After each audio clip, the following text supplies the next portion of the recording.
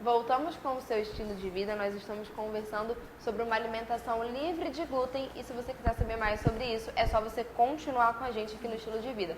Lembrando que você pode enviar todas as suas participações através do nosso número de WhatsApp, que é o 92 código de Manaus 98111 4512. E é claro que você também pode enviar suas participações pelo nosso Facebook, que é facebook.com/estilovida. Lembrando que nós estamos sempre ao vivo por lá também, você consegue acompanhar a nossa entrevista não só aqui, mas através da nossa fanpage também. E aí a doutora Alessandra está conversando com a gente e nós vamos para o intervalo falando sobre algumas estratégias, algumas substituições que nós podemos fazer para poder adaptar essa nova alimentação que a pessoa que decidiu estar fora do glúten, livre do glúten, ou a pessoa que descobriu uma intolerância ao glúten, precisa. Assim como a gente estava falando aqui no intervalo, consumir os alimentos da terra, resgatar, né, as nossas origens, comer os alimentos da terra, né, os tubérculos, batata doce, milho, a farinha de mandioca, a nossa tapioquinha. São fontes boas, né, de nutrientes e que vão estar substituindo o glúten nessa alimentação gluten-free, para patologia celíaca ou simplesmente porque a pessoa quis excluir mesmo. E aí, no caso, pra gente fica até um pouco mais simples, né? Porque a gente já tá acostumado. O problema, eu acredito que um dos principais problemas seja o pão. Que realmente, como que você imagina a alimentação de alguém? É difícil a gente pensar em alguém que não gosta de pão, né? Isso, o pão, ele é o que tem mais glúten, né? O pão e o macarrão. O pão e o macarrão branco, né? Ele tem bastante concentração de glúten.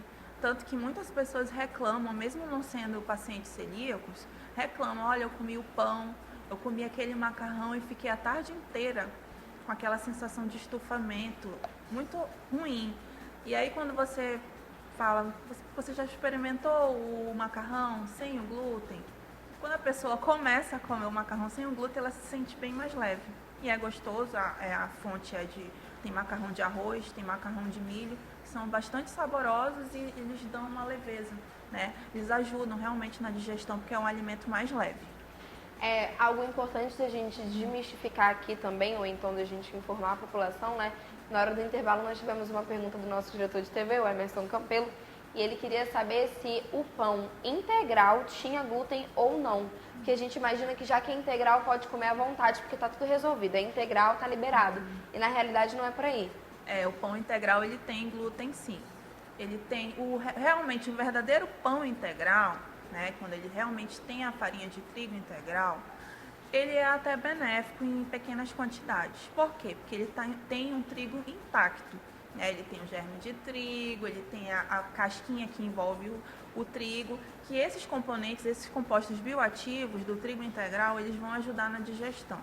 O que é ruim realmente é o trigo, aquele trigo refinado, que foi tirado todas as propriedades nutricionais do trigo, só ficou o glúten, a força do glúten e o amido. Esse sim é uma grande problemática, porque a população ela ingere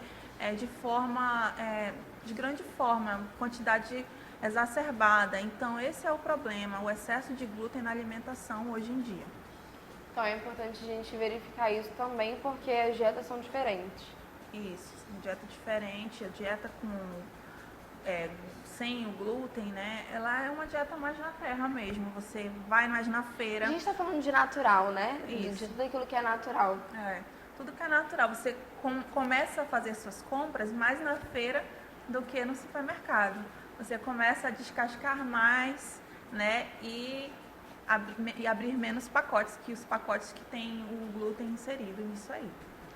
Vamos montar aqui então o cardápio. Vamos supor que eu sou uma paciente e eu descobri, na verdade, nós vamos montar 3 cardápios diferentes. Primeiro para a pessoa que é intolerante, só intolerante. Segundo para a pessoa que tem a doença um pouco mais grave, né, que não pode ter nenhum tipo de contato. E terceiro para a pessoa que simplesmente decidiu que quer uma alimentação um pouco mais livre do glúten.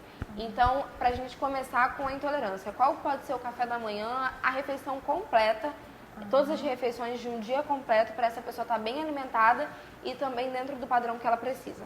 Bom, o café da manhã pode ser uma tapioca, né? Uma tapioca com, deixa eu ver, linhaça, uma tapioca com linhaça, uma fatia de queijo branco, um café com canela, um café com leite desnatado, um café com leite vegetal, de preferência que a pessoa escolher.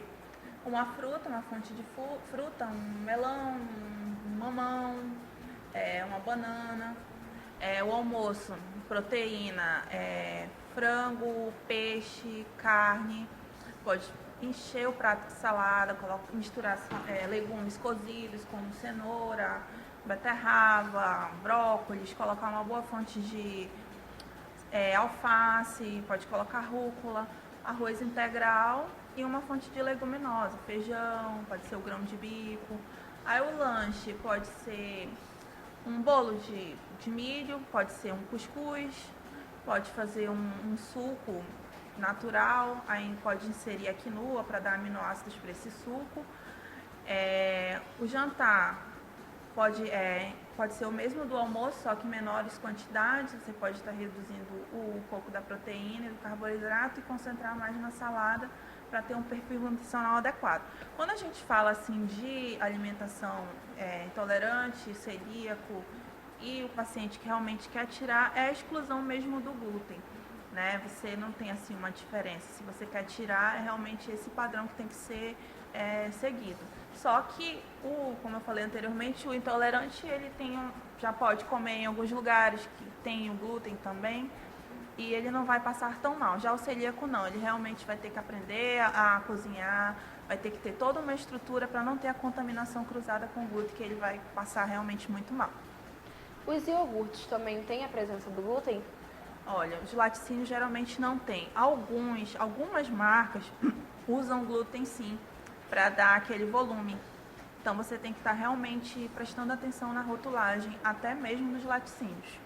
É importante a gente lembrar, a gente deixar bem claro aqui, que é claro que nós montamos essa receitinha, a gente montou essa rotina, mas cada um é cada um e cada um tem um corpo e tudo mais. Então você, pelo amor de Deus, não vá pegar essa receita que a gente fez aí, esse cronograma que a gente fez e já adaptar a sua dieta simplesmente sem ir ao médico, sem consultar um nutricionista para poder fazer os exames próprios para o seu corpo e tudo mais, porque isso não está certo, né? A gente está fazendo só um exemplo mesmo, generalizando tudo, dizendo que todo mundo é uma pessoa só e como se não tivesse outros problemas, né, paralelos a tudo isso. Então tudo tem que ser muito analisado e é importante que você procure o seu médico antes de adotar qualquer tipo de medida e qualquer tipo de dieta.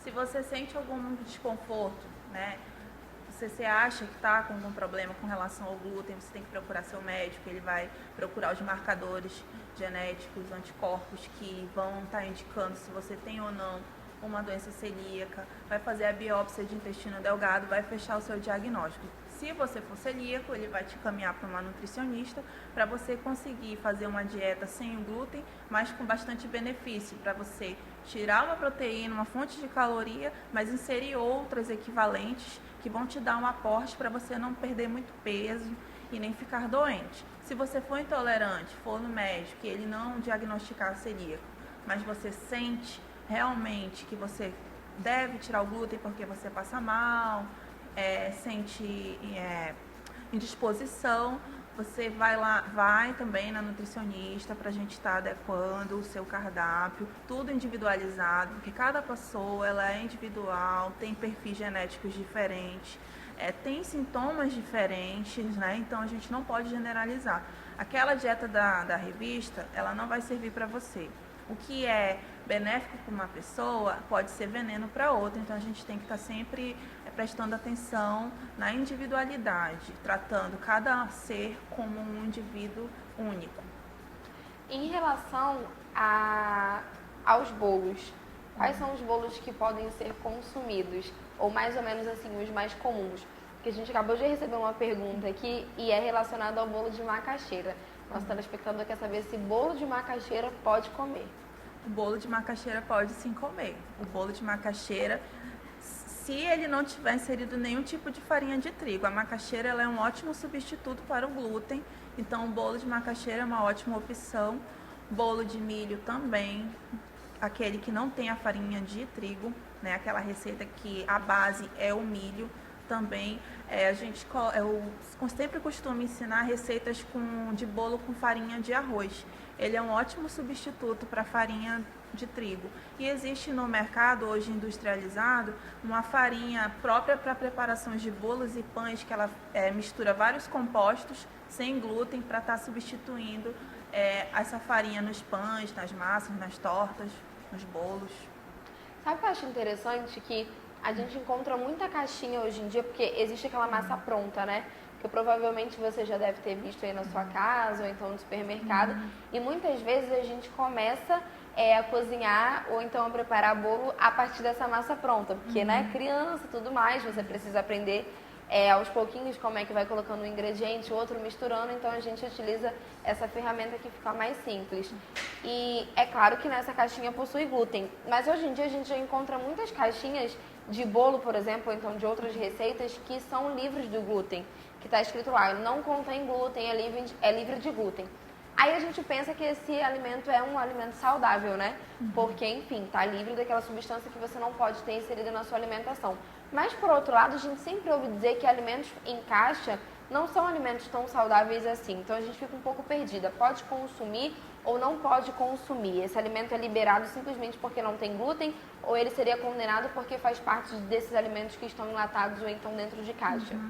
Bom, para o paciente celíaco é interessante ele ter uma variedade, né? Porque ela começa assim, o bolo, aquele bolinho de caixa, ele não tem glúten, mas ele tem algumas propriedades, digamos, tem o celíaco diabético, né?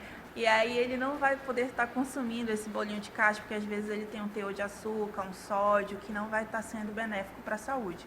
Então, que hoje em dia tem sim alimentos envasados, a vácuo, que tem todo um cuidado para ser livre de contaminação do glúten, que tem qualidade, boas qualidades. Aqui em Manaus nós temos alguns lugares específicos que vendem esses alimentos, né?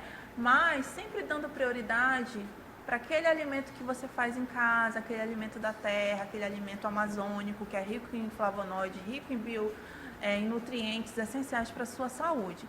Mas isso não quer dizer que você não possa ir nesses lugares, comprar o seu doce, né, como uma alternativa na sua alimentação. Então é interessante a gente ficar bem atento aos outros elementos que esse alimento possui também. Isso. Porque nem tudo está livre de tudo, né? Nem tudo é natural e saudável. Não é porque ele é sem glúten que você vai comer aquele bolo todo dia. Vai deixar de comer o seu arroz, seu feijão, sua salada no almoço para comer aquele pão sem glúten com aquele queijo, aquela blanca de peru. Aí não se torna achando que é light, que vai dar certo, não. Tem que realmente resgatar aquela alimentação mais natural e sim, esporadicamente, consumir sim essa alimentação sem glúten que tem nos mercados especializados, que também tem boa qualidade. Porque senão se torna uma substituição não tão inteligente assim. Isso, a monotonia, né? A gente não quer que o paciente celíaco ele tenha monotonia. A gente quer dar artifícios, quer dar opções para que ele tenha uma alimentação variada. E isso com certeza é possível. Bom, só para a gente finalizar, nós recebemos uma pergunta do Moisés e ele já diz logo no início que ele sabe que a pergunta que vai fazer não tem muito a ver com o nosso tema de hoje, mas ele pede ajuda, acho que é válido a gente tirar a dúvida dele também, e ele quer saber qual seria a dieta mais aconselhável para uma pessoa que tem hipoglicemia. Hipoglicemia, a gente vai trabalhar os carboidratos complexos, né? A pessoa não pode ficar muito tempo com fome, né? Ela não pode passar muito tempo sem algum substrato no corpo, porque o corpo ele vai baixar, vai dar aquele pico inverso e aí você vai ter tonteira. Então, alimentação com hipoglicemia, fontes de carboidrato, um pouco de cada grupo alimentar, né? Você vai estar fazendo, não vai ter esses picos de glicemia. E o essencial, não fique com fome por muito tempo, porque quem tem esses picos de hipoglicemia não pode realmente ter o jejum prolongado. Muito obrigada pela sua participação. Obrigada a você. Deixa aí pra gente, só pra gente finalizar, as últimas dicas para as pessoas que estão passando por esse processo. E tem gente, que nunca ouviu sobre essa alimentação livre de glúten, ou então que, como tem aquele ambiente ali, como tem aquele estilo de alimentação, aquele estilo de vida, nunca se preocupou com outros estilos e aí nem sabe que é possível levar uma vida normal, mesmo tendo essa intolerância. Isso, a alimentação, hoje aqui em Manaus, né, aqui na Amazônia, a gente tem grandes substitutos. Vamos trocar aquele pãozinho da manhã pela uma macaxeira, pela aquela pupunha, pela aquele cuscuz, né? Aquele cará. Esses são substitutos muito bons, né? Macarrão sem glúten, hoje já tem no mercado a preços bem acessíveis.